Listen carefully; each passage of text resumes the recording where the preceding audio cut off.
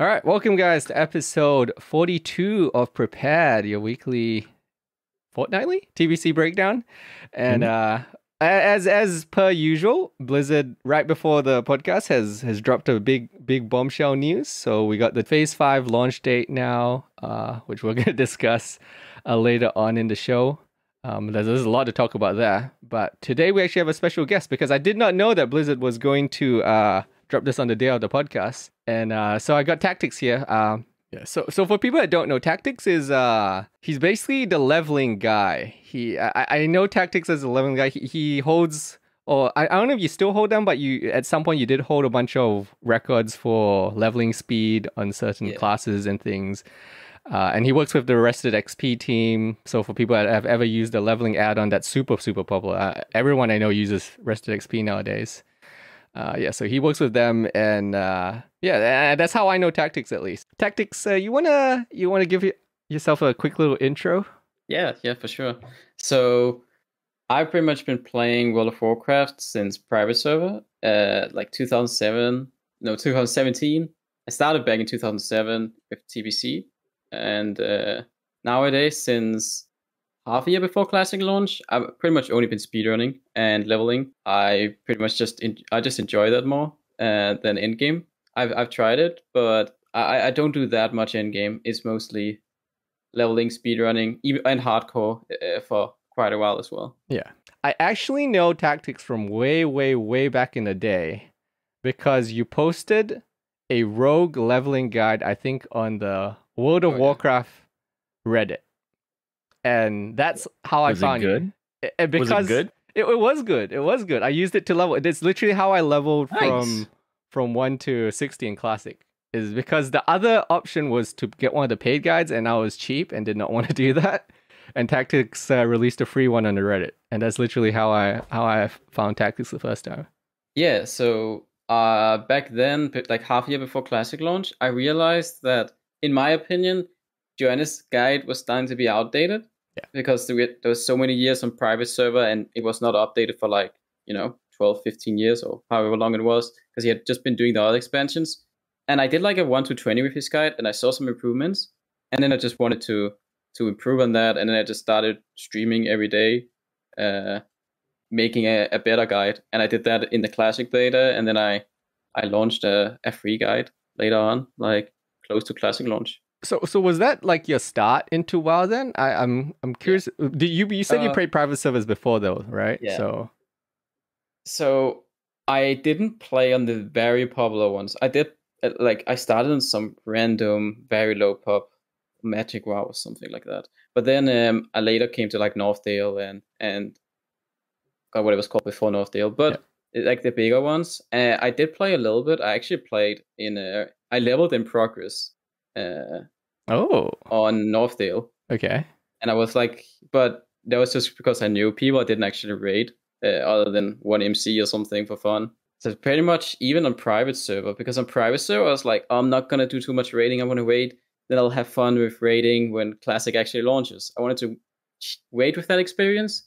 But then when Classic launched, I raided for like a few months, and I ended up quitting because I was playing on NA, and it was just bad hours to play middle of the night, and I didn't enjoy doing that. I was in uni as well, so it didn't really work out for me with the raiding experience from the start. I have a question though, because your Twitch name says Tactics LOL, and a lot of your Twitter seems to be LOL related at one point in time, or even recently when you're not playing WoW. So were you a League player before? Were you like streaming League, or what's the deal there? Yeah, I was. I actually know Cyrene from back then. So okay. Yeah, I remember it. Yeah. So I played League from season 1 to season 8, I think, and I tried to go pro in League. I'm in like semi-pro. I played in like the Challenger League on the Turkish realms because I wasn't good enough for EU, and I got like Master on EU before Grandmaster existed, and I could get Challenger like early into the season, but I was never quite there. So I ended up just like quitting that idea, and then I started playing WoW more just for fun as a side thing, and then I ended up starting streaming it, and that went pretty well. So that's how I transitioned. Okay. So Wow. I'm curious though, because you said you were studying. I have it in my mind that you were studying something pretty fancy at some point. Whether you finished I studied marketing. Okay. So you studied started marketing. marketing. So, yeah. I was supposed to continue studying, but because of the leveling guide, I actually decided not to because it's going very well, and that's my full-time job now. Oh, really? Leveling guides, yeah. That's actually interesting. It's been for a year now. Yeah, that's actually why I wanted to bring you on, because you're actually one of the people that I met a lot of people since I started streaming and since I got into the WoW community and everything.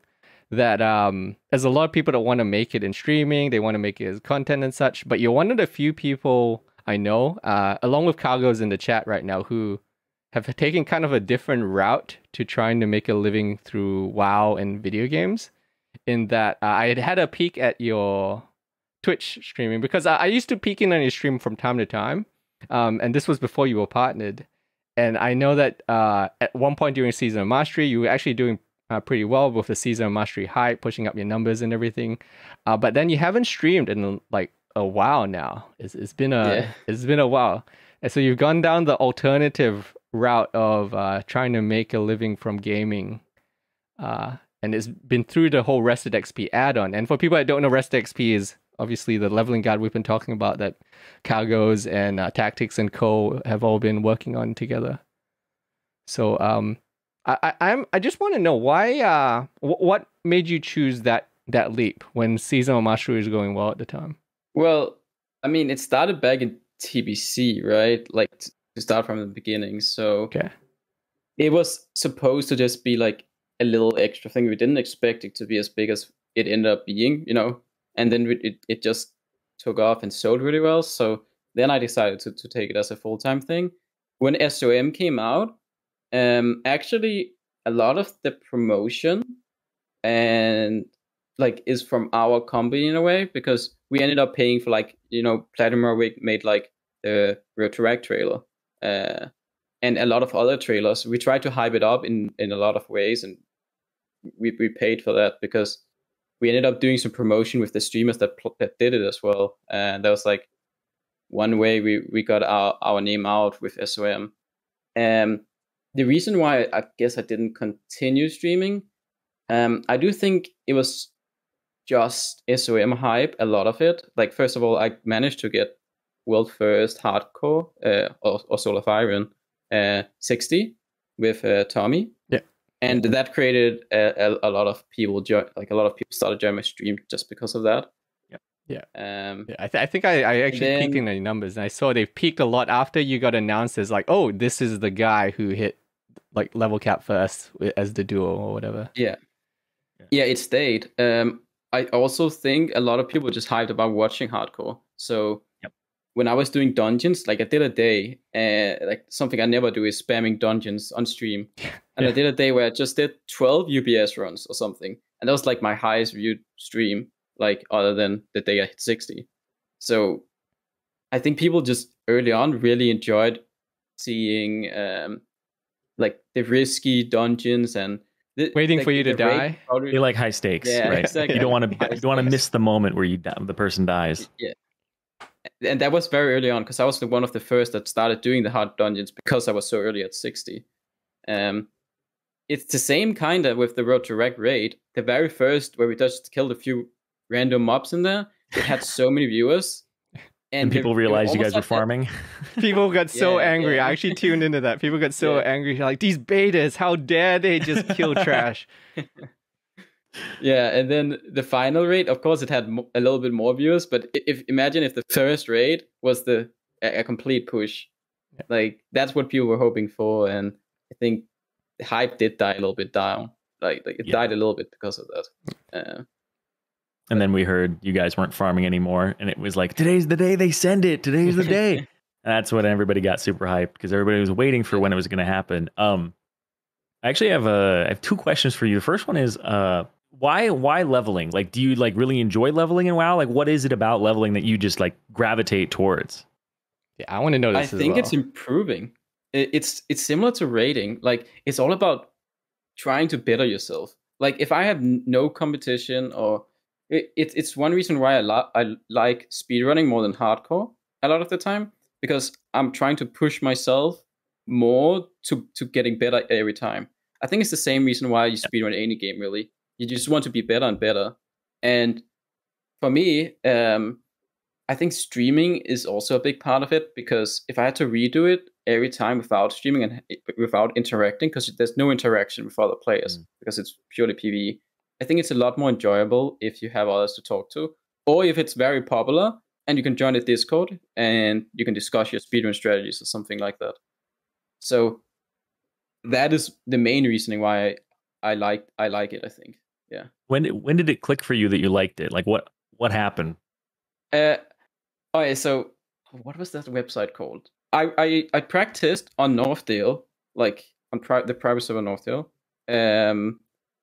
because I was using Joanna's guide and I wanted to be faster than him, and I was not faster to like level 30, and I wanted to get 60 first on Northdale. That was my first thought, but I realized I was not very good, and then I just started practicing afterwards, and then I found like a level 10 leaderboard. It was the Barons chat. Barons chat was the website. Barons.chat. It's like it's kind of like a forum, a little bit like Reddit. Before Classic was released, it was super popular, and it was like a 1 to 10 leaderboard. And I saw some of the times, and I just wanted to beat them. So I think that's where it started. Like after the Northdale release, where I got more into it, and then I just wanted to. I started having people on my stream, because I was streaming a lot of my 1 to 10 speedruns. And they asked for guides and said, oh, I want something that's better than what is currently there, because there's only Alliance guides other than Joanna, because no one ever made a Horde guide, simply because Joanna had his. And then I started on that, and I started creating a following from that, and I had fun with it. So okay, so you found like a niche, something that like you thought you could fill. Yeah. And my second question here is, what's your process? Because I have no idea how I would be like, man, this level 40 to 41 route really isn't doing it for me. How do you go about these things? Do you go get a character to that level and then figure out what to do? Like, how does that even happen? Like, what do you do? That is a very, very complicated question, but I want the complicated answer. Yeah. Bring out the spreadsheets. Bring out the spreadsheets. I've seen. I just want to know what the process is, because it's just like I wouldn't know where to start with those things. Yeah. Like the first thing you need to know is every single quest and every single quest line, like where it goes. Because in Outlands, it's a lot more simple, or Northrend, because you have to do entire Hellfire Peninsula before you can do Sangarmarsh, as an example, a lot of the time. Yeah, classic leveling sucks. Like, yeah, so 3 quests here, classic, 10 quests there, come back. Yeah, it's quite different for classic, because it's like you'll have a quest line that sends you back and forward between zones. And like in Barry, as an example, you'll take a quest in Crossroads, and then it sends you to Stone Tower, and then it sends you back. And like the way you route that is, first of all, you figure all of it out, and then you start like pinpointing it all together, so you ensure that you can do the entire quest line with minimum travel. It's all about not traveling. Like it's like making It's like making a route. It could be anything, and you just want to walk the minimum distance. The next part is all about filtering out the really bad quests. So every quest has like an amount of time it takes, an amount of XP it will give. Like maybe you'll kill 10 mobs and you'll get 1,000 XP. And if each mob gives you, 100 XP each, then you get 2,000 experience. So then you need to figure out, how long did that take you, and how much XP power is that? And then you compare it to other quests and see which ones do you want to cut out if you have too many quests and too much XP. What do you have to think about drop chances too? Yeah. I mean, some quests, like if it will take 20 mobs to complete this quest on average, because it's 5% drop chance. Yeah. Then you need to figure out, is this quest worth doing compared to other quests that you're doing at this level? That's so cool. Actually, that's so cool. Like you just thinking about efficiency, and you never want to like double back on yourself to go get a quest. Like get everything done that you can at one time, and then move on. That is very, very similar to speedrunning.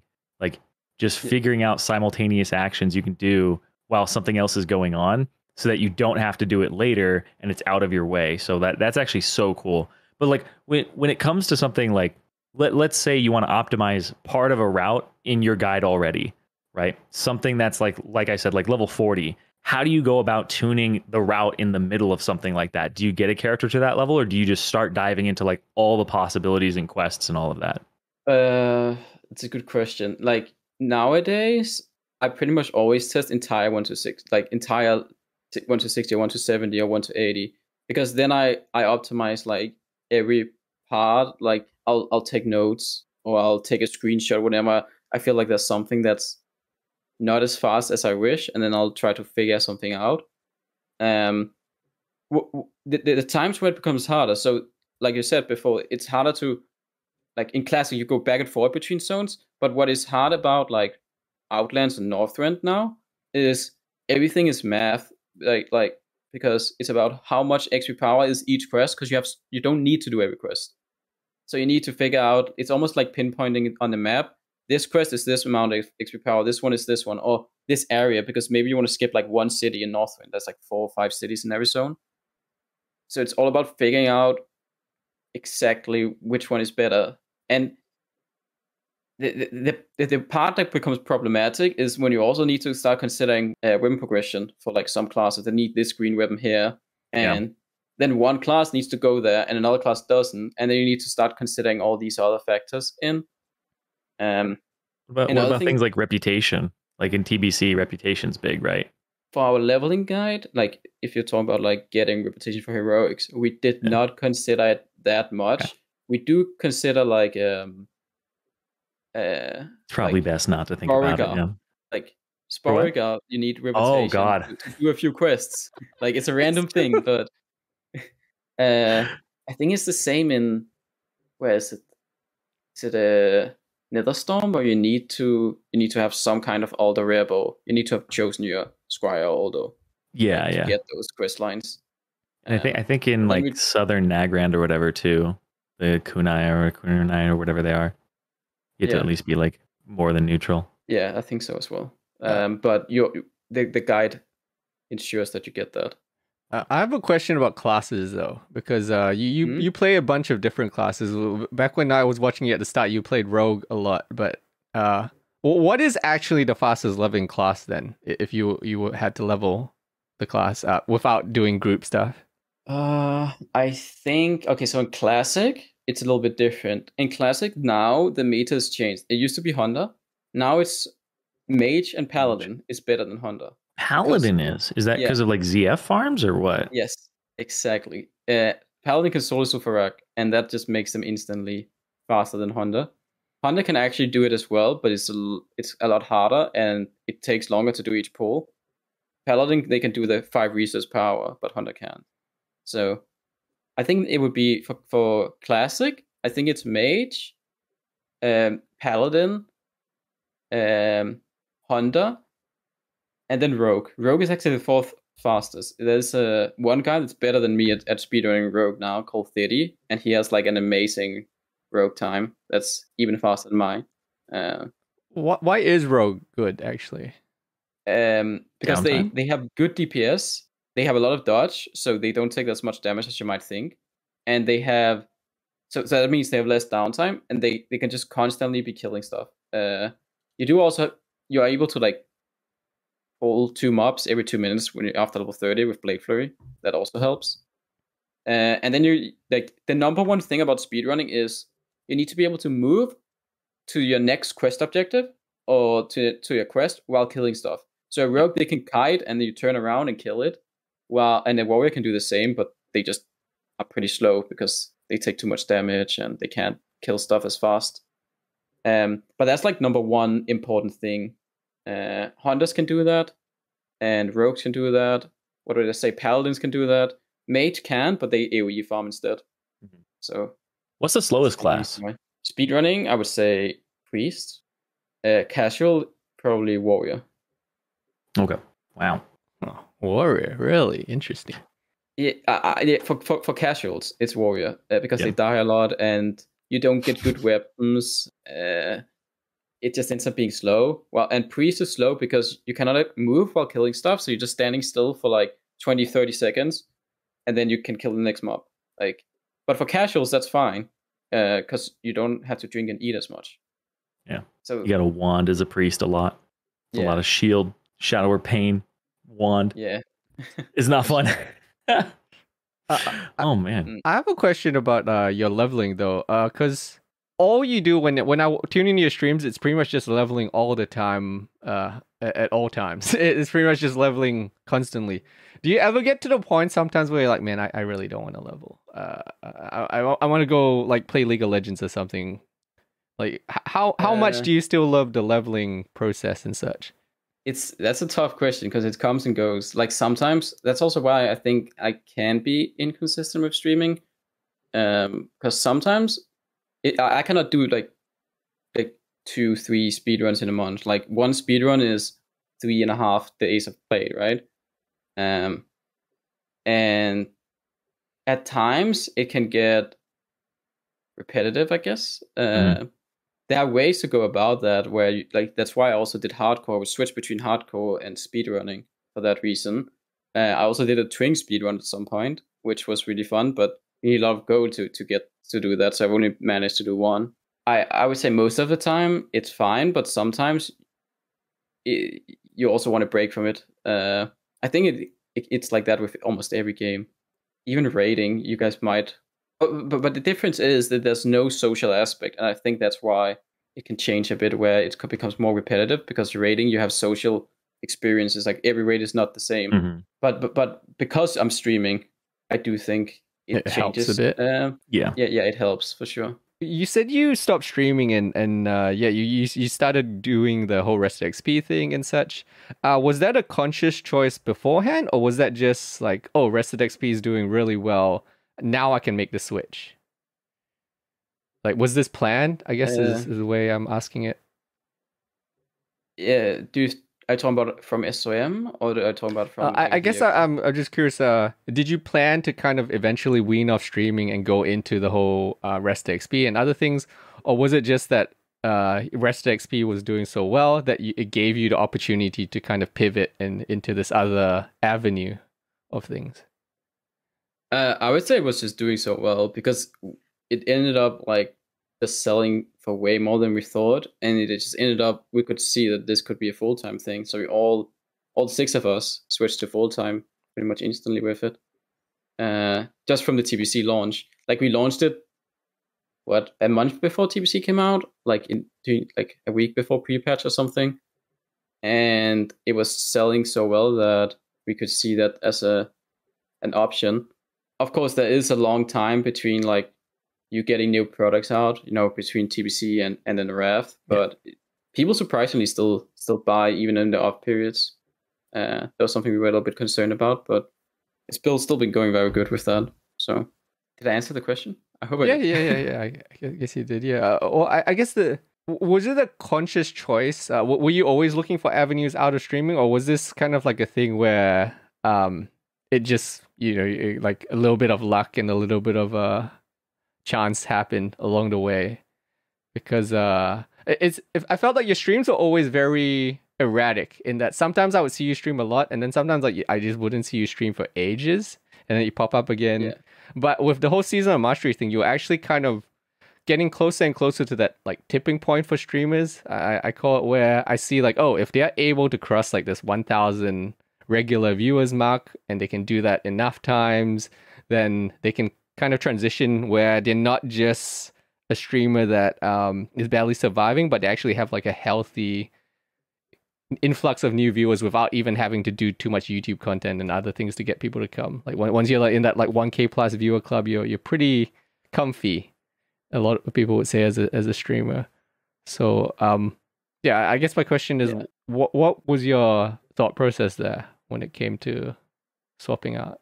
All right, so I started streaming like when Classic came out, and I was studying. So I think the reason I've been very inconsistent is it depended on how much I had to do in real life. So I remember when there was summer holiday, I was like, when was that? That must have been 2020 at this point. So 2 years ago, I was streaming like 250 hours those 2 months.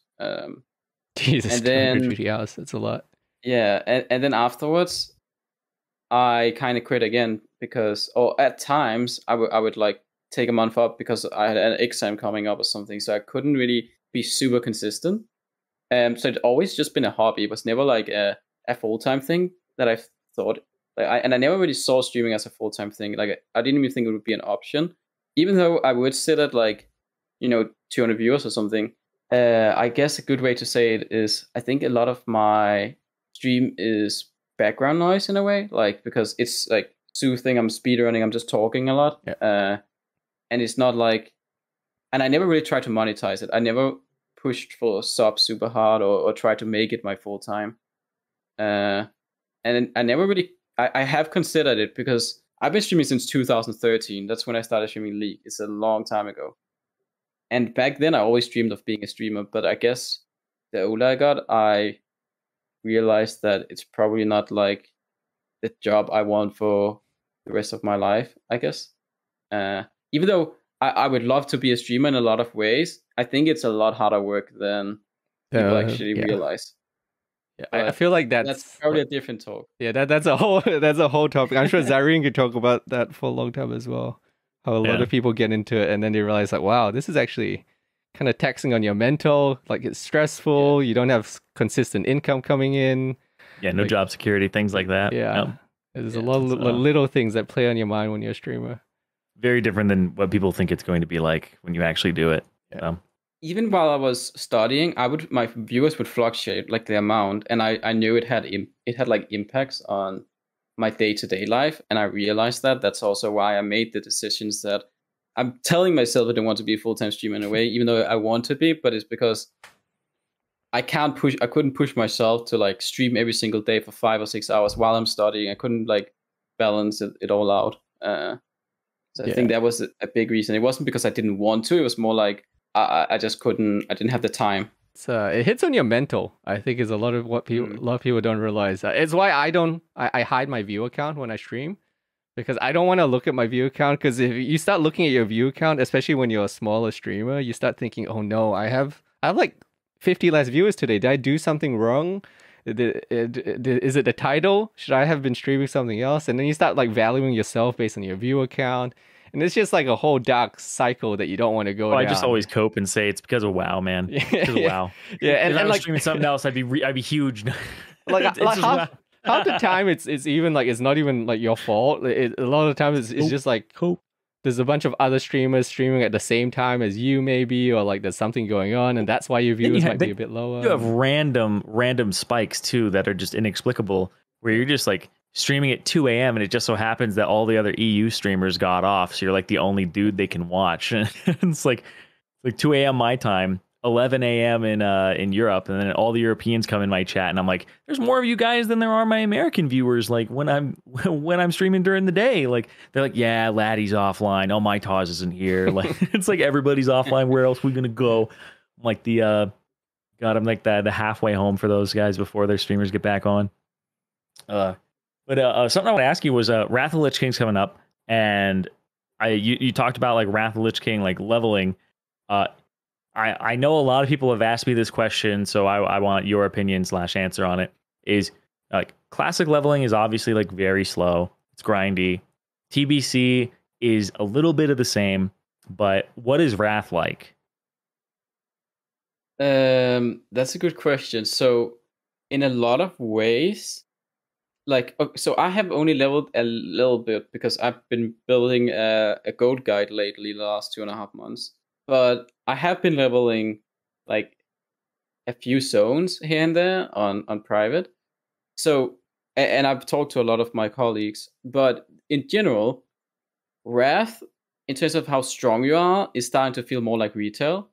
Mm-hmm. But a lot of the quests and all that is still like they're also reducing the amount of time it takes for you to do quests. So stuff like in Nagrand, now in Wrath, is going to be kill 15 mobs instead of killing 30. And they do the same in some classic zones. So they are starting to reduce the amount of time it takes to do a quest, because they probably realize that people like getting satisfaction faster and going to the deliver quest more often and all that. But you're going to be very strong while leveling now. You'll feel a big difference, and you'll feel like the mobs are quite weak compared to if you go classic again. How much does each level matter? Because in like Classic, each level isn't like that big of a deal. You get tiny bit of power every talent point, a little bit of stats. And then in TBC, every level was like a little bit more, but of course they introduced rating, which made it so like every time you leveled up, your power actually went down slightly from your gear because it took more rating to get a point of like crit, right? So like my hit was going down as I was leveling up in TBC. In Wrath of the Lich King, is every level like an extreme jump? Because stat-wise, when I look at like the gear, the jump from like Nax gear to even like gear now in like Sunwell Plateau is massive. It's like almost 2 to 3 times as many stats. In Wrath of the Lich King, I look at those and I'm just like, this is like a number that's almost becoming like unfathomable for me. Like people are running around with like 40k HP or something. It's a good question. So like if you're gonna level up from like 70 to 71, I'm not entirely sure about how like if it will feel the same as in TPC. I think it's something I'll get a better feeling on when we get into the beta. I do know that killing a random mob in Wrath is going to feel easier than it did in TBC. Okay. And you'll feel like you can pull 4 or 5 mobs, like even in like greens. Compared to like if you just got to Outlands on a boosted character or whatever, you can't even kill a mob. That's how it feels right now in TBC. But in Wrath, you will be able to go kill mobs without feeling like that single mob is going to destroy you. So I think I would assume the scaling is not going to be as bad as it is in TBC. You're still going to feel a lot stronger each level. Each time you level up. Okay. Yeah, because it was one of those things where, well, actually, I guess another question is like, how, I don't know, because I know you care about optimizations. For like unoptimized classes, let's just say I'm playing Holy Paladin or Prot Paladin, right? And I'm not Ret, like everybody else is going to be while leveling. How much slower does that seem like it's going to be for leveling in Wrath? I know you said you didn't have too much experience with this, but like, just what if you have like any information on like how much specs off of the main leveling DPS spec, how much slower are those going to be? I don't think I would really know right now because Okay.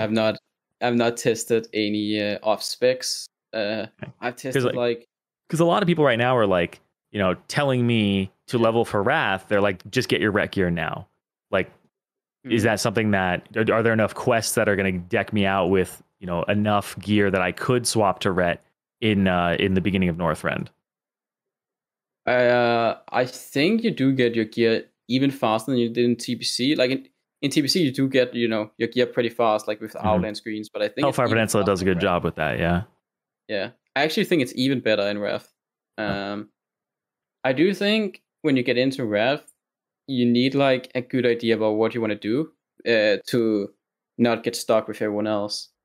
Of course, you can do the similar trick that everyone did last time, or not everyone, the few people that wanted to get ahead did, where they stacked up a bunch of quests, and that is still possible, but it's going to be even harder now because there's less options compared to Classic. There's also the dungeon boost, like the dungeon boost stuff, spamming. Like dungeon grinding. How good is that going to be?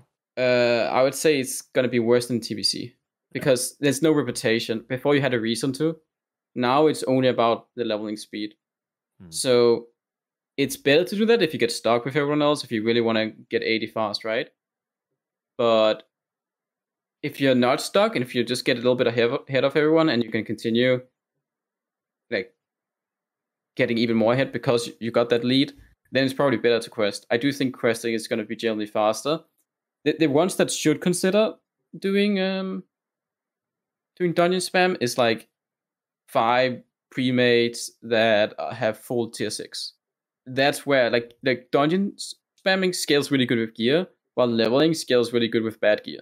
So it's like you need to consider those things before you make the decision. Gotcha. Okay. I have a question on leveling speed. As someone that levels all the time, how much time should I be expecting like a reasonably hardcore but not like crazy leveler like yourself to be hitting like level cap in Wrath of the Lich King? Like if I was gonna like take time off, how much time off would I need to take to be like, okay, I'm gonna hit level cap within this time probably? Are you talking 70 to 80 or yeah, to level cap? Yeah. My guess it's an average player. Like this is okay, so an average with like tier 6 is probably gonna be like 40 hours, maybe something like that. Like played hours. I do think that if you have a dungeon spamming group, or if you get ahead, you can do it in 30, with a good guide as well, or with a good planning, either which dungeons you want to do and who you want to play with, or exactly what route you want to do.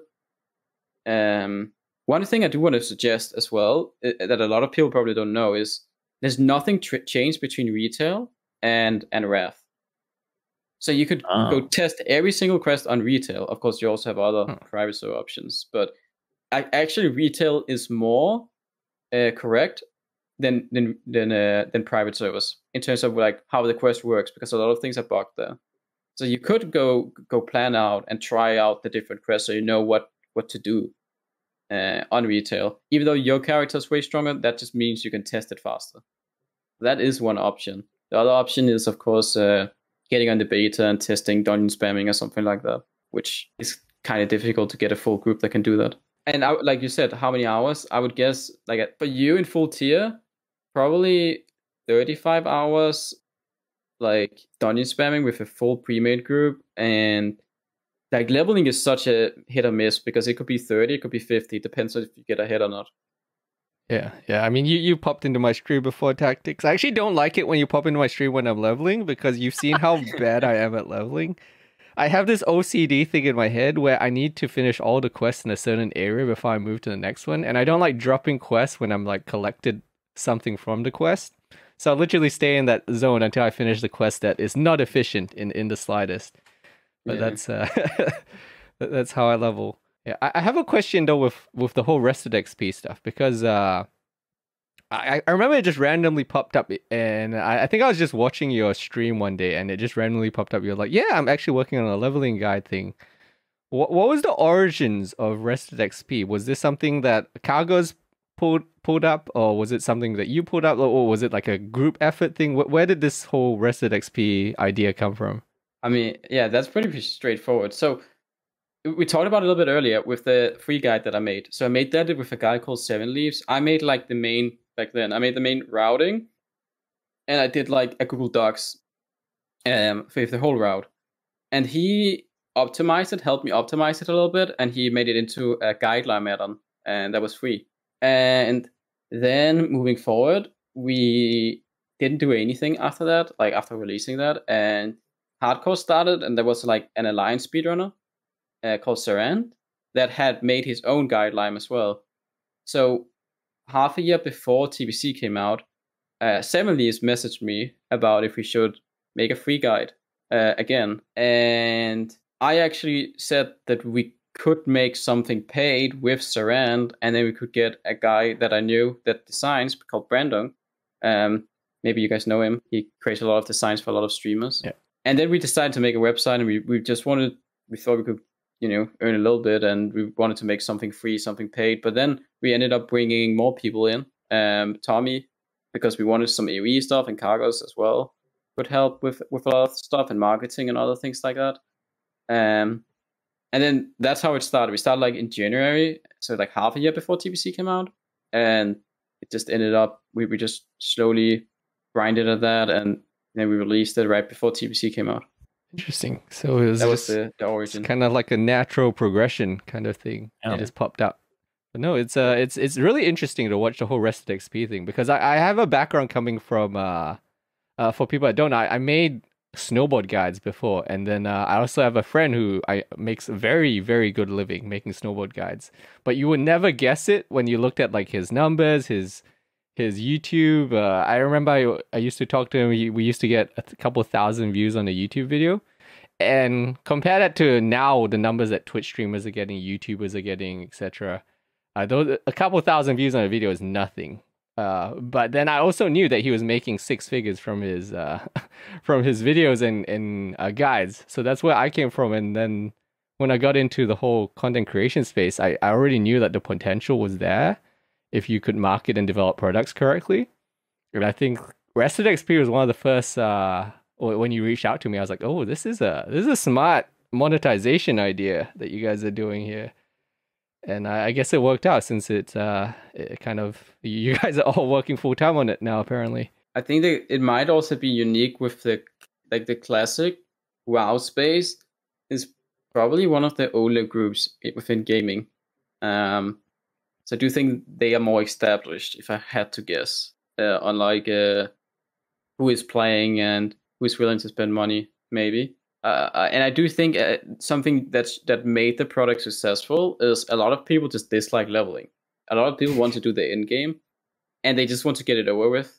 And when they know that, like, we're basically the 4 best speedrunners that started it, and they know that this is how they can get over it the fastest way possible, I do think that's why a lot of people decided to buy it in the first place and give it a shot.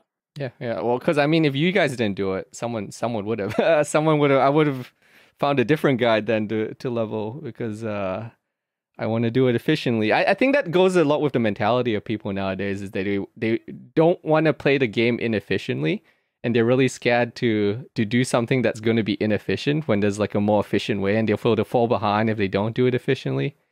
And you've got like the perfect hand-in-hand solution.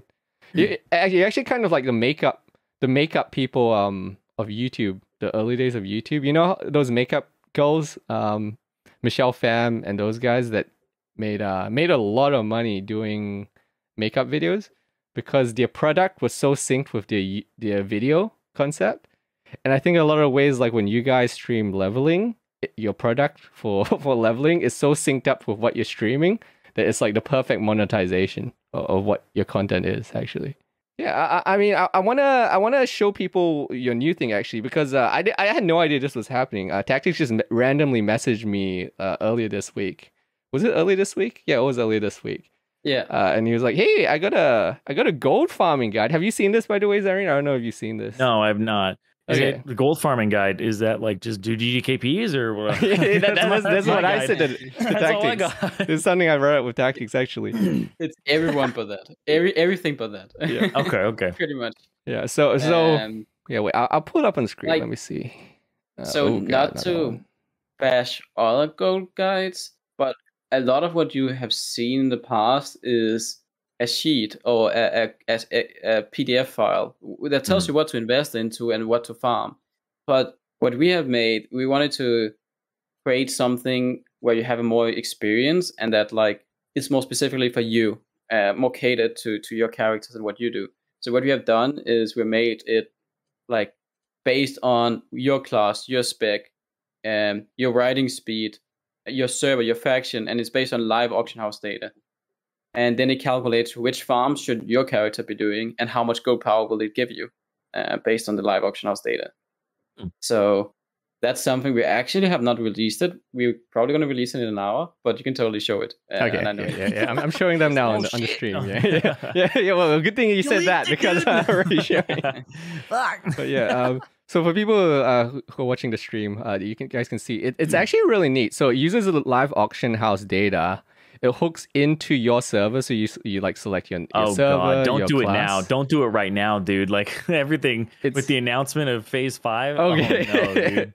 But yeah, it updates every hour, so you actually get interesting data. Like when Tactics was showing it to me, we saw the nether web spider silk in Terraca Forest is actually 283 gold an hour, and it's just because of like live auction data. If you click on the exact thing, it shows the item values, and because it's using that live auction house data, I can say like, oh wait, Dreadfang Venom Sacks are selling for a lot more on this server than another place. So what about Nightmare Seeds right now? Can you look up things like that? The way it works is all based on what professions you have. So if you have herbalism, it's just all the herbalism routes. So it will suggest every single zone. And of course, I don't know how many has Nightmare. Is it 2 zones that have Nightmare seeds and all that? I think it is. Yeah. So it'll create the guides based on what you're taking. If you take your skinning, it will give you those 8 skinning guides. And you can make multiple characters. What I personally think is super underrated is... Holy... Like, 970 gold per hour herbing in Shadow Moon Valley. So yeah, it's 1,000 gold per hour right now. Like, so Nightmare Vines are 30 gold each. Yeah. So one thing is it's based on you pretty much being alone in the zone, and you're never going to be. So we have contest ratios, which is you can click which, like if you want to go to zones where there's not a lot of people or farms where there's not a lot of people. Herbalism in like Shadow Moon and Taraka is probably the two most contested things, because you have Nightmare and you have Terracone, and it always sells super high. There's going to be a lot of bots and a lot of players farming those areas. So even though the gold power is super high on those, it might not be the best farm for you specifically because there's so many players. Gotcha. What like, I don't know what type of guys or farms you guys do, but I am more of like an auction house guide, and that's like the tool that I would use more than the raw gold farms. So we also have that. Okay, wait, let me see. I click profession guides. It's the little gold icon. Yeah. So right now you have engineering. I don't have good professions. So you don't have good professions for selling on the auction house. But what it does is it compares the value, like the cost of the mats and the cuts that the auction house will take, like the 5% and putting it on the auction house, versus the cost versus the how much you sell it for, the market price, and then you get the profit. Okay, so let you'll me see. Get an idea about how much exactly you'll earn on each thing. Oh, interesting. Okay, so I swapped it to tailoring and alchemy. Yeah. So if you click on golden spell thread, then you will get like a breakdown of why you're gonna earn 35 gold every single time you sell one of these right now. So this takes into account the current cost of the mats then as well? Yeah, live auction house data and deposit fee and the auction house cut for selling it. That is actually pretty cool. I gotta tell my guilty about this actually, because this is all he does for money. Is this gonna impact those guys that do this stuff? Because I know a lot of people that do this stuff where they find the delta. I do think so. So this is how I earn money. I just sold geocrafting gems, and I would imagine that if enough people use it, now we don't know if enough people use it on each server and each profession, right? But if enough people use it, the prices will go down and the market will become cheaper with those things. It'll be less profitable, which also means that there's less of a reason to go get guildies to craft it, because if the gold is like 2 gold profit on the auction house or 5 gold, then you will just go buy it on auction houses instead of getting a guildie to craft it. So that's how it could impact a little bit, potentially. But yeah, it's actually a super neat tool. When I was Tactics was talking about this, I was saying, man, if GDKPs didn't exist, this would be so much more popular than there would be, because that's the only snag I could think of when Tactics was going on. Because I'm weird. I fully accept I'm weird. I don't do GDKPs at all, and I farm for my own gold. So it's actually very handy for me. I love the tool in that I actually like. I'm one of the weirdos that actually likes to play the game for the gold when I'm earning the gold. I feel like I'm doing something in the game when I'm doing that. That's weird. Fucking weird. No. What the? Yeah, but Tactics showed me this, and I was like, oh, this is really cool. But man, if only everyone wasn't doing GTKPs.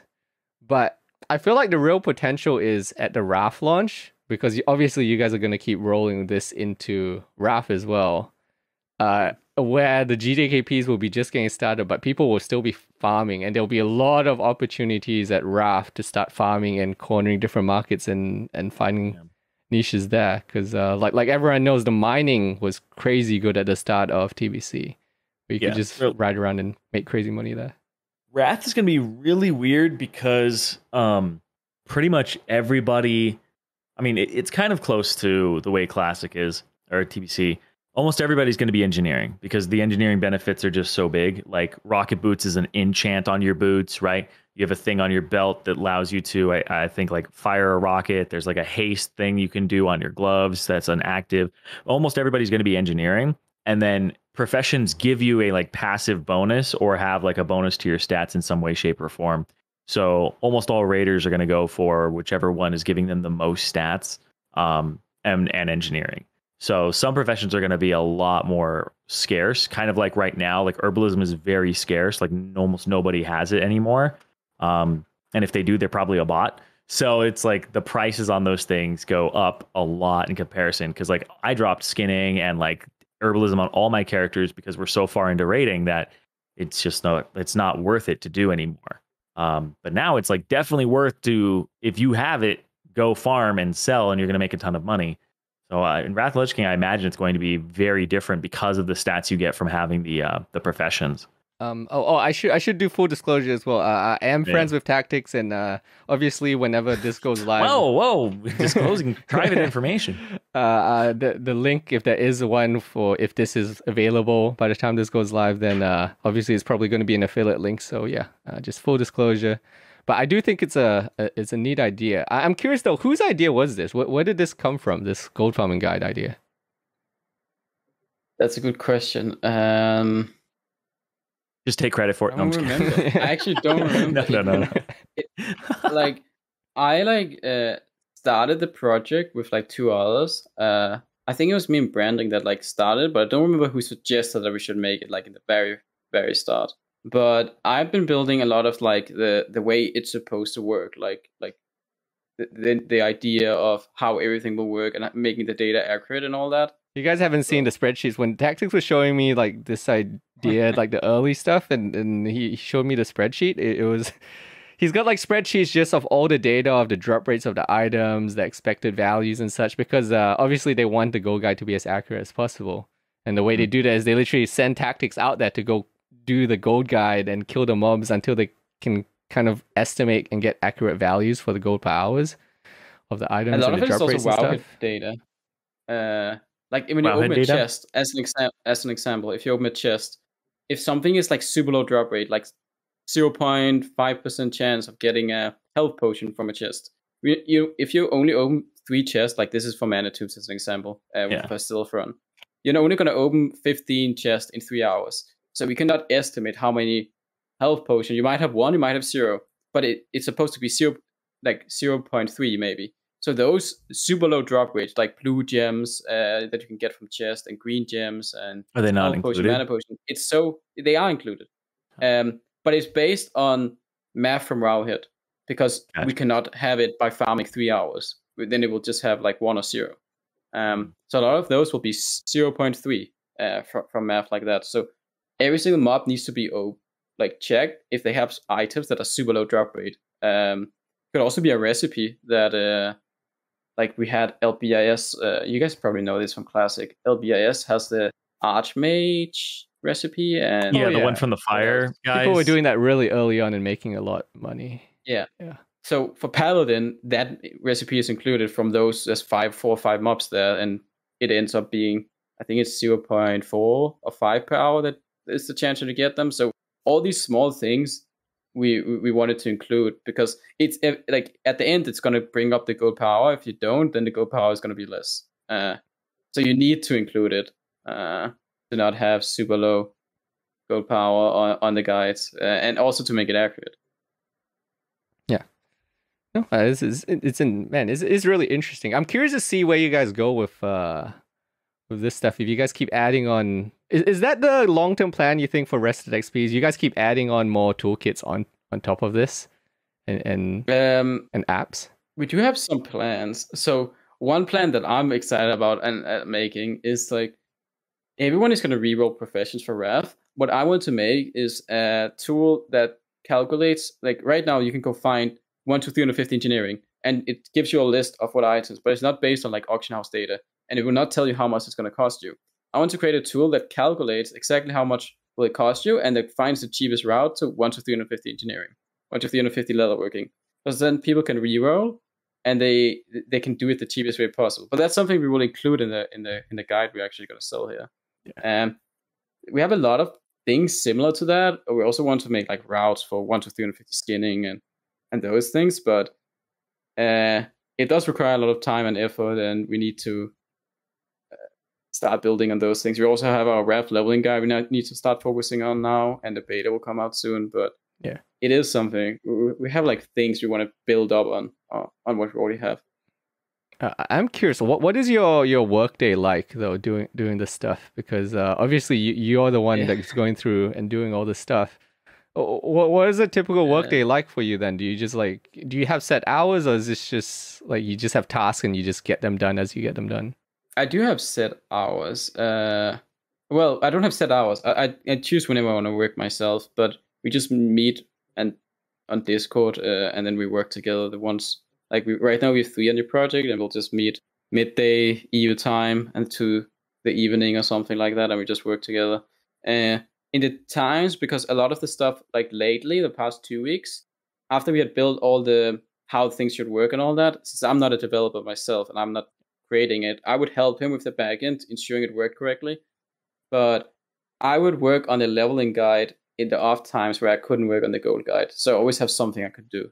But yeah, it's been some long hours lately, while in the past it was a little bit the opposite. It's like a lot of sprints, if you know what that is, in like in a work environment. It's like well, I hope you get beta earlier this time for Raf. We were talking about that before, because I remember when I got beta, and then I would go on Twitter and I'd look at the Twitter feed, and it would just be depression from Tactics. Usually messages about how he's not in the beta yet, because he got his really late. I remember I got in and I was just watching my Twitter feed every day. It's like Tactics has like the update, weekly update. Nope, didn't get in that wave either.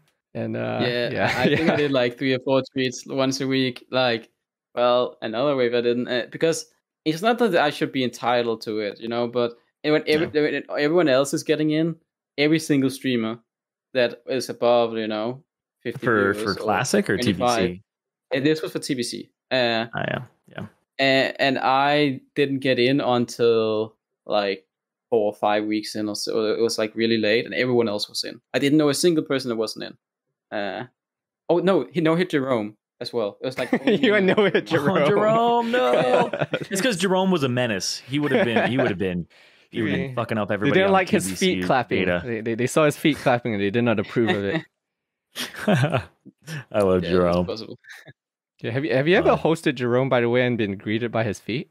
No. Oh, he does that for you. Is this a story? No. Oh, it's just something. If you ever curious, just throw a little host at Jerome, and if he's feeling up to it, he'll give you a little feet clap celebration for you, probably with a song as well. Jerome is best, dude. Jerome's great. Dude, I remember when he would just camp like the AQ gates, waiting for people on like multi-box mage. Oh yeah, Jerome's coming, dude. Jerome was a menace. Thinking about it, yeah, he was a fucking menace. Dude. Outside every raid instance with like 5,000 mages and things. Mm-hmm. Yeah. Did you play on Fairlina, Cyrene? Yeah, I played on Fairlina. Alliance. I played Alliance. Yeah. I did play Horde too for a little while.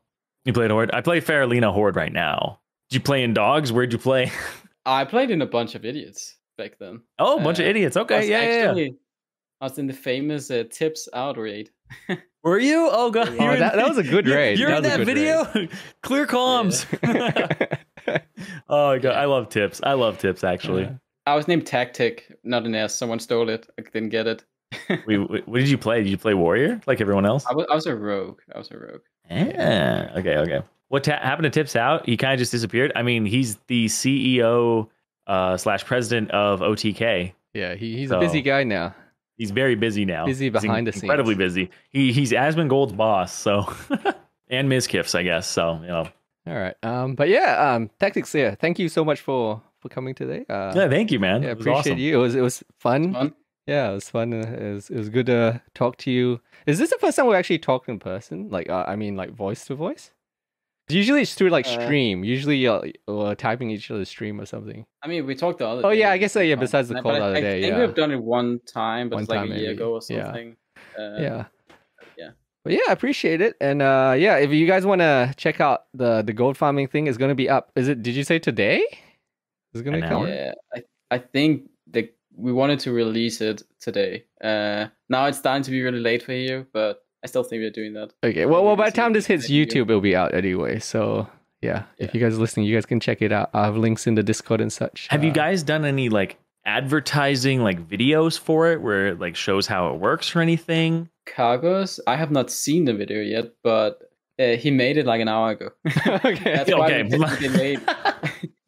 Like he made it right. He finished like 5 minutes before I joined this call here. So. Yeah, I was like, I haven't heard anything about this, and I consider myself, relatively informed. And I think this is something that like will become more commonplace, kind of like DBM, kind of like RestedXP, right? that people will like use all the time. Yeah, because people saw me when Tactics showed it to me. I thought, man, like I get so many questions about where to farm gold just when I'm streaming.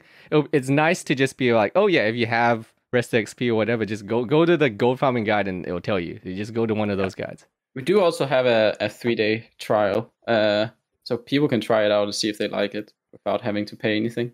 Nice. All right. Well, I think that was cool. Tactics, you got anything you want to shout out or any socials or things where should people go check you out, I guess? You got any questions for us? No. I would say Twitch, even though I haven't streamed much, that's probably the main place. Twitch TV/tactics_LOL. All right, cool. And of course, you guys can find him on RestedXP as well, XP as well. A link will be somewhere. There's a link somewhere, but thank you so much, Tactics, for hanging out today. Thank you, dude. Yeah, I appreciate it, and we'll stay in touch. I hope this goes well for you. It's a cool thing you guys are doing. Appreciate it. I'll catch you later. Let's have fun with the Phase 5 talk. Oh yeah. Now we got Phase 5 talk coming. Yeah. We got time Phase to 5. bash Blizzard. No. All right. See you guys. Peace. Right. Catch you later, man. See you, man. Have a good one. All right, guys. You know what time it is. Summer is coming. The sun is shining. Shirts are off, and your balls are smooth. You heard that right. Your friends at Manscaped are here to make sure your beach balls are as smooth as Floridian sand.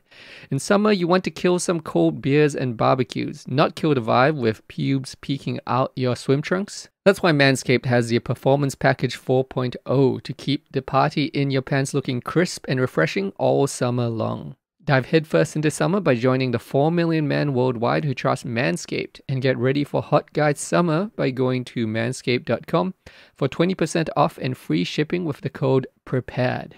I've actually talked to Zyrene before about this, but I love their Performance Pack 4.0 that they sent us, and it's not just because I'm being paid to say that, guys. The kit has the Lawnmower 4.0 trimmer, Weed Whacker ear and nose hair trimmer, Crop Preserver ball deodorant, Crop Revival toner, Performance boxer briefs, and a travel bag to hold everything on the go. It's legitimately become a part of my weekly grooming kit. The Lawnmower 4.0 trimmer has ceramic blades, so I feel way safer trimming down low. I literally use the Weed Whacker ear and nose hair trimmer every week before I stream. The Crop Preserver ball deodorant smells super clean, and the Crop Revival toner has aloe vera for keeping you cool and fresh down below. And the fact that both are waterproof makes it super easy to clean. I can just give them a rinse off after I'm done, and there's no mess to worry about. And fellas, you know what you don't want at a summer barbecue? Nasty long finger and toenails. The Performance Package has your balls ready to impress, but with the Shears 2.0 pack, which includes tweezers, nail clippers, and grooming scissors, you'll be ready to perform from head to toe.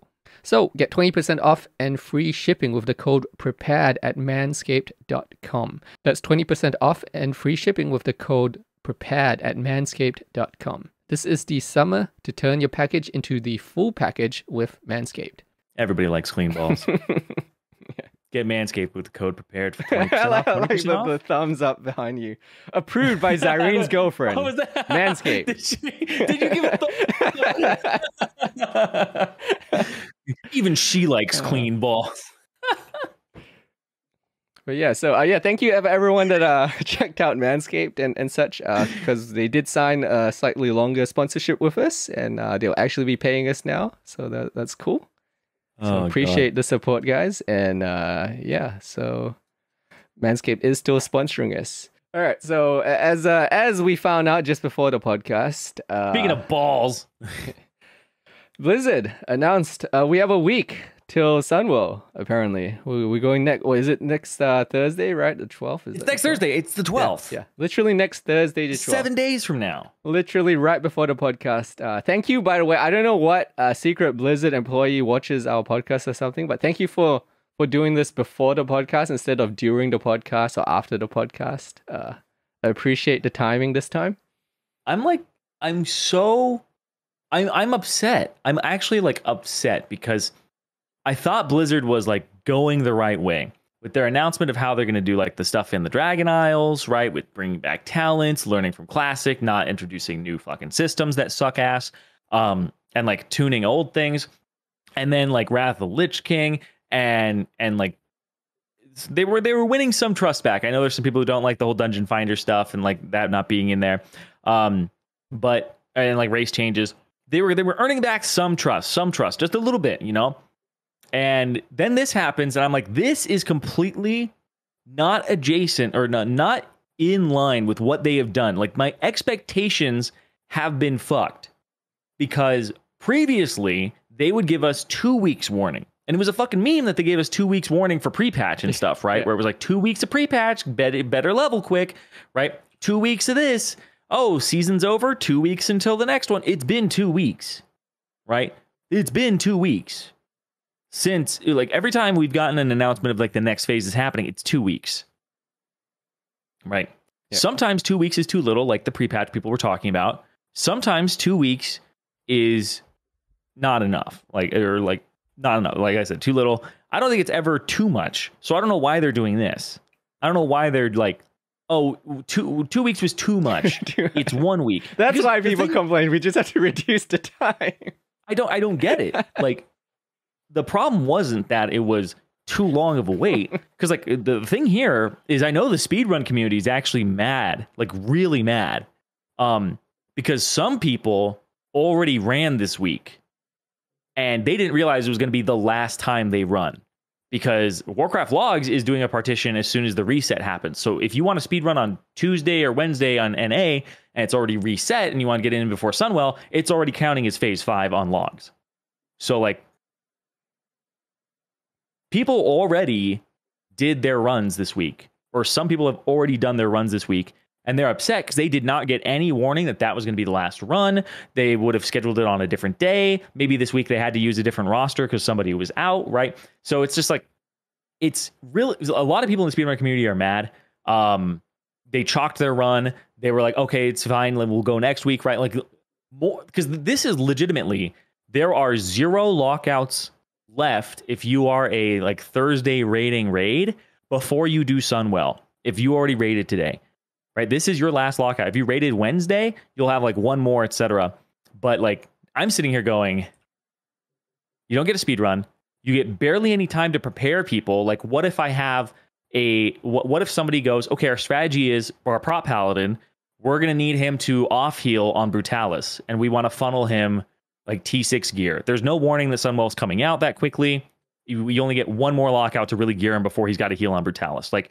It's very strange that they have done this because it's subverted the expectations in a negative way where they have always set us up for 2 weeks. Everybody assumed it was 2 weeks, right? And then the cherry on top here that I'm most upset about, and this doesn't even affect me, is when a new patch drops, it drops on a fucking Thursday.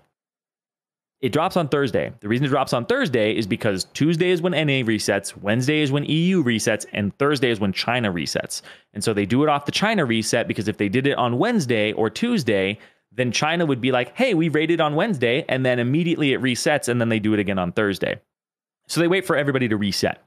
And I'm sitting here going, Thursday is a day of the week that people work a lot of the times. And now if people want to move their raid to Thursday, like a lot of speedrunners raid on Tuesday or Wednesday, or even raid on like Mondays and then do Tuesday or weekends, whatever, you have to move your raid to Thursday if you want to compete. And people have less than a week's notice now to inform their boss that they want to take that day off. Like, I don't know what workplaces you guys have worked at, but giving a week's notice that you need to take a day off is usually not the best idea. It's usually not something that they find easy to prepare for and they have to really work around. So like 2 weeks notice is usually good. A lot of workplaces are like, you have to put it in like even like a month ahead, right? But literally just like a week is not enough. Just call in sick. I mean, that just, yeah. I don't, but that's the thing is a company that says they understand their player base should not have people have to call in sick to work in order to be competitive in their game on a day that they gave you a week's notice for, you know? Yeah. I'm just like, I just think it's really inconsiderate to the people who play the game casually and people who play the game competitively. Yeah. So I don't see this as a positive thing in almost any way, shape, or form. Yeah, I don't understand, especially when you mentioned the whole raid thing. the big problem, even for the non-hardcores, is that, man, as a lot of people are finding out now and have been finding out for the last hours or so since the news broke, all the guilds are now scrambling to ping everyone and be like, hey, can you raid the Saturday? Can you raid Monday? Like, when can you That's what's raid? happening with me. Because we don't know. Because usually we have more time to plan this thing, and now we have no time to plan. We got to just try to scramble together raid teams and see who can have and just show up there. Because Thursday is already not like an optimal raiding time for a lot of people. A lot of people raid the Tuesday slot as well for the reset. So, for example, in my guild, we're raiding Thursday as a normal raid day, but then we got to add on extra days somewhere, and none of these are scheduled. So usually it's already tricky enough to make sure our whole raid team's there for the non-scheduled launch days. But now, like, we don't even have enough people probably, because we got to try to figure out how to fill in the people that can't get time off because the notice is just so late. So it just screws so many guilds out who probably now might be stuck not being able to clear on the first week. And then that just makes them look bad on the guild rankings and affects the recruiting, and it brings a whole bunch of other issues. Yeah, and here's the thing about this tier as well, is this is the tier that's going to be the most, I don't want to say tilting, but like, it'll be the one that people, if they struggle in a guild, they're more likely to like give up and just quit, because they're just going to see it as Wrath waiting room, right?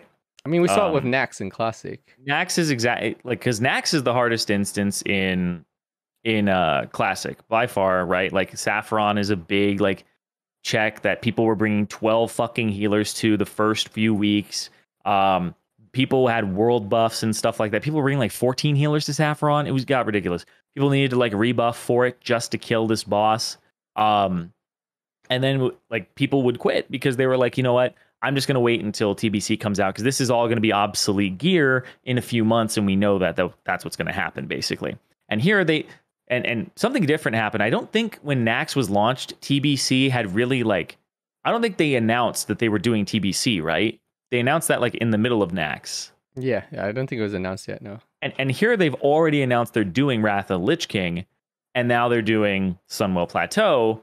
People are going to see it as Wrath waiting room. When it gets too hard, they might just quit. I think this is like, if your guild struggles in week 1, morale will be down, recruitment will be much harder. People, like, I don't know how, like in Nax, it was actually a lot easier for like top guilds to pick people up towards the beginning, because guilds were just shattering left and right. Guilds were just disbanding all the time. And so you could consolidate a lot of talent. That's what happened in Reign, is like everybody on the server, all their like top warriors were basically just like, well, I don't have a guild anymore, or this is frustrating and I want to raid in a good place. And so Sunwell Plateau is a lot of bosses, not a lot of trash, but those bosses are definitely a step up in difficulty from the things in other tiers. I don't understand what the reasoning is as well. Like I literally I was trying to think, is there some reason they're doing it like this, or like what could the thinking be? But I literally just don't understand.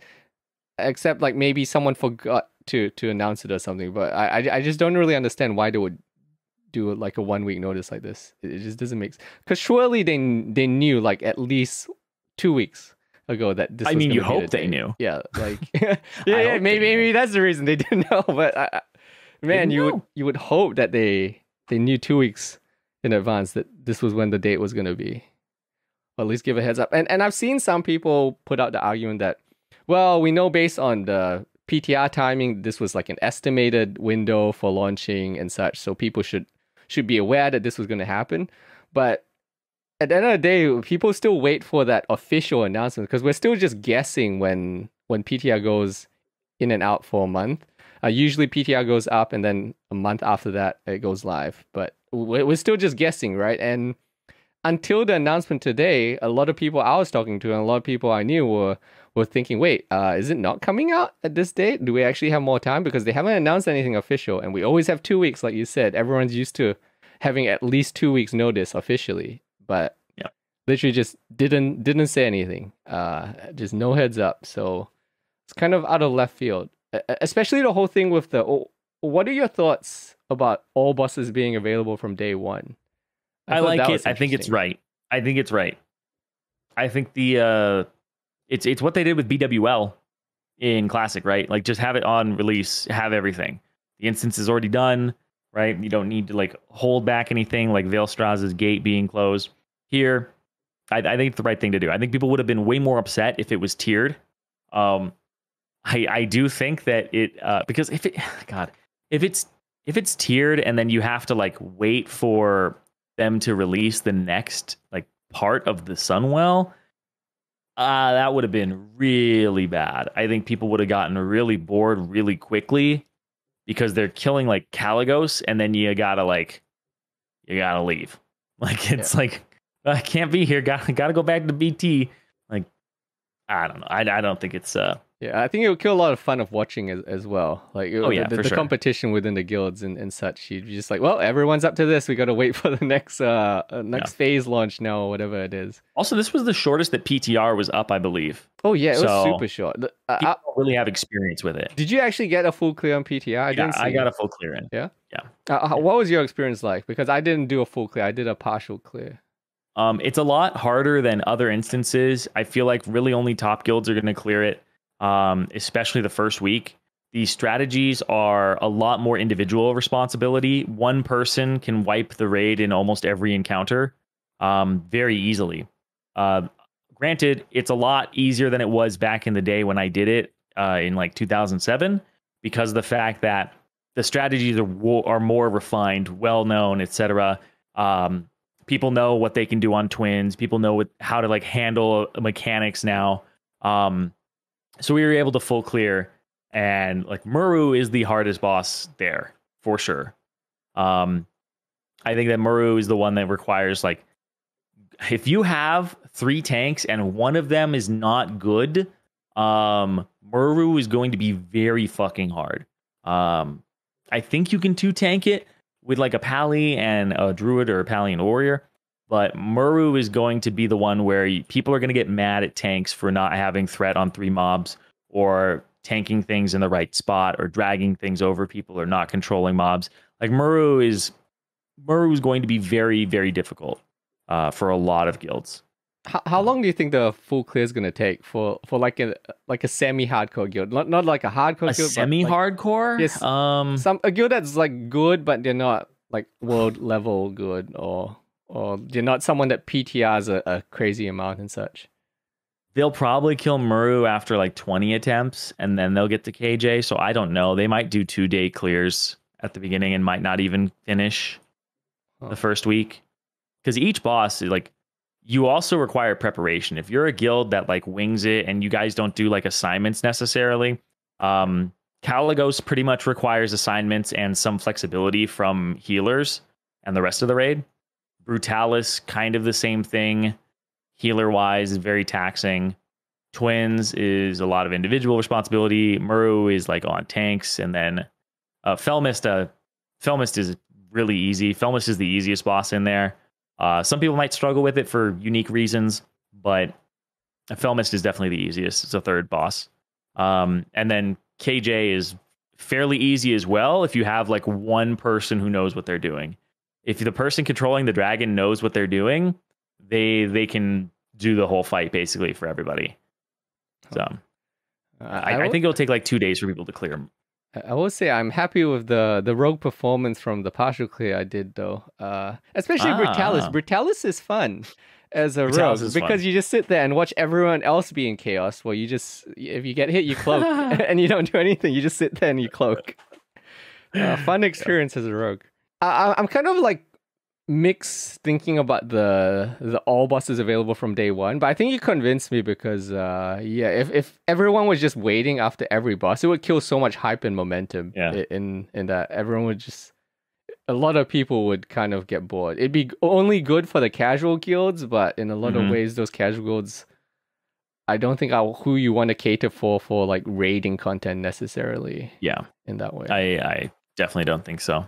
So what do you think it means for WoW and Wrath of the Lich King timing though? Because it really does feel like with this 1 week sudden thing, it just feels like they're just pushing it out. They got to get it all out to get Wrath going ASAP. I think we might get Wrath in October. Ooh, October. So wait, how many months is that from now? So it's May, June. I think they go like 18 weeks of Sunwell total. Like basically like 16 weeks, announce the season end and all that stuff. And then 18 weeks of Sunwell on logs. And then they give you pre-patch pretty much right after. So is what I think will happen. October would be 6 months. I think sometime in October is when we'll get Wrath. But I'm thinking 18 weeks of Sunwell, and then that's the season end, and then that's when they do pre-patch. Yeah, there's pre-patch as well. I guess it depends on how long pre-patch is. Pre-patch. Dude, my friend was talking to me about like because DKs. So you know how glaives say Rogue and Warrior on them? Yeah. When Wrath of the Lich King comes out, I think DK gets added to that because Death Knights can use glaives technically. In retail, Death Knights, Demon Hunters, Rogues, and Warriors are the only ones who can use Warglaives. So I was like, there's going to be a DK somewhere who gets Warglaives of Azzinoth. There's going to be a DK, dude. There's going to be a fucking Death Knight running around with Warglaives for leveling. Well, while we're on the topic of glaives, actually, I think my guild has to revisit our glaive prio, probably. Really? Because we have not seen a single glaive drop. And we had warriors kind of like same as rogues as far as distribution, and then it would go based on guild merits and other things. But a lot of that same distribution was on the thinking that we shouldn't count the phase 5 weapons for the warriors because it was so far away when we were deciding it prior. But now the phase 5 weapons are kind of here. Yeah, but I mean that was pretty much. Do you have anything else to add on the whole phase 5 launch stuff? I think that was kind of it. We ranted for a while because I don't know why they gave us 1 week's notice. Yeah, it was pretty bad. I think like if you were to invest in anything, I know it's like a little late, but like arcane bombs are going to be very good, and nightmare seeds are going to be very good.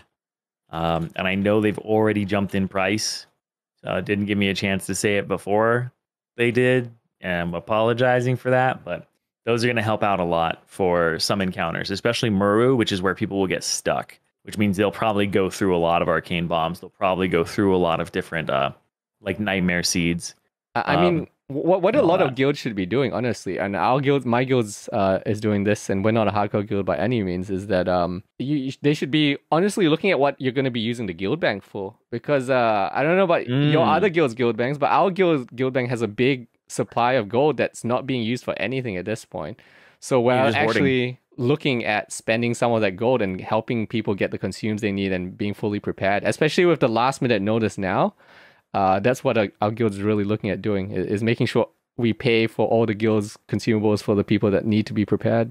Because I mean, what else are you going to use it? It's the last phase anyway, so you must as well be using the guild bank on something at that point. But I think that was all I had today, Zyrene, except for Blizzard's mobile game, Zyrene, which I had a look at, just zero interest from me. I tuned into the announcement of the mobile game.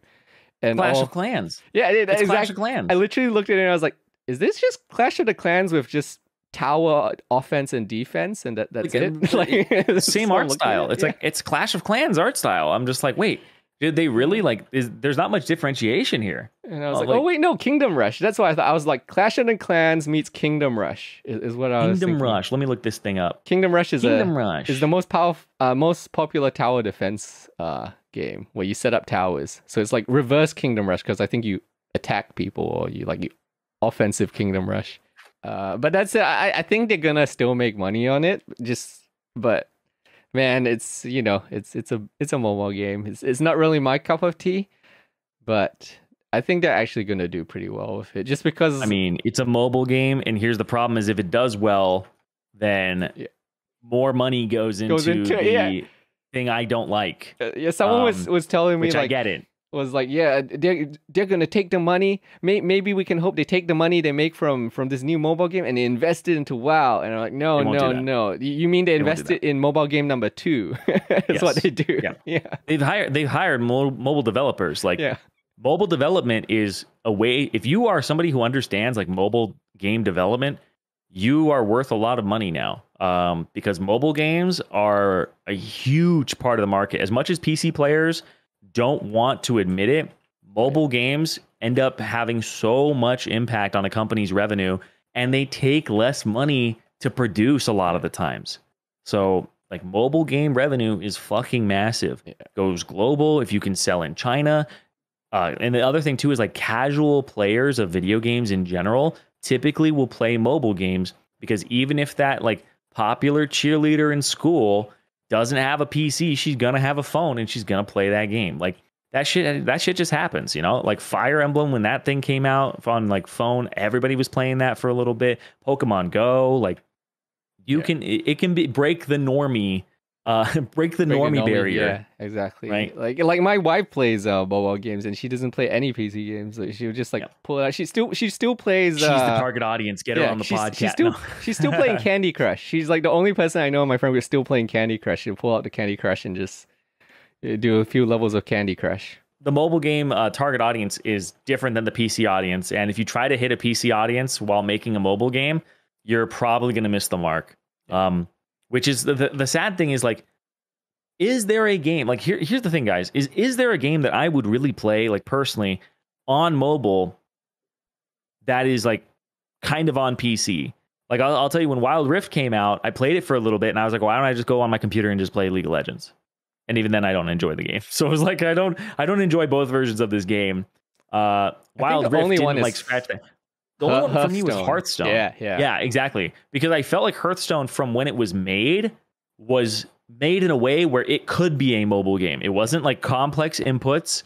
It was drag, slide, click, right? Click again. It was. I actually think Hearthstone is like incredibly good in that regard, but you know they suffer from the same thing that most games that are card games do, which is, you know, as you get older and older, people don't have all the cards from the previous expansions and like all that stuff.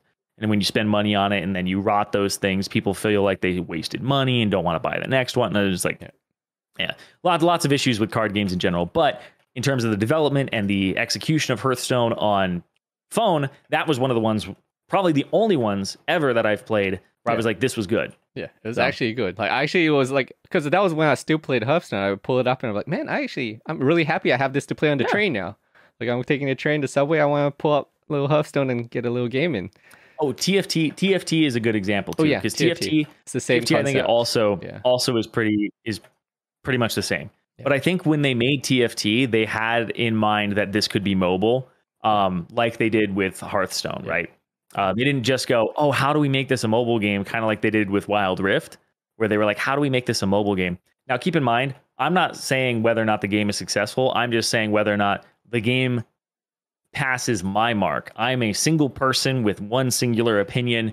It's like if you read like a game review by me, I probably would not rate a lot of mobile games very highly at all. So you know what you're getting. I don't like mobile games. I think mobile games are typically bad. I think they're a lot of they're contrived if they're trying to be like a substitute for PC gaming. And then you have the ones that are just delightful and they understand what they are, right? Or they're a port from PC where it was originally, when it was developed, something that should be on mobile, and they thought about that from the beginning. So, I don't think in 2010 League of Legends thought that they were going to be on mobile. You know? Reverse engineering that problem. Yeah, I'm curious to see how it goes. But mobile games or emulators of old consoles. Actually, sorry. Aside, yes, I agree with that. I actually fucking love like Final Fantasy ports and Chrono Trigger and stuff like that on my phone. I don't know why, but it's just it's so convenient to be able to play it on my phone.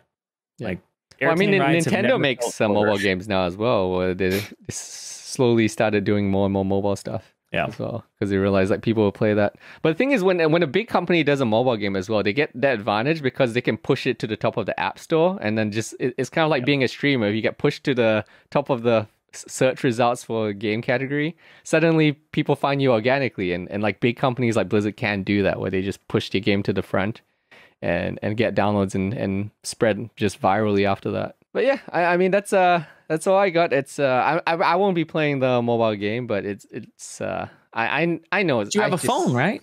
I do have a phone. Thank you for tuning in today for Prepared. It was a fun episode. We had a little guest with tactics, and it was a good episode. We'll catch you guys in, I don't know, probably a couple of weeks. We'll see. In like 2 weeks. So yeah, for new content. All right, take care, guys. See you.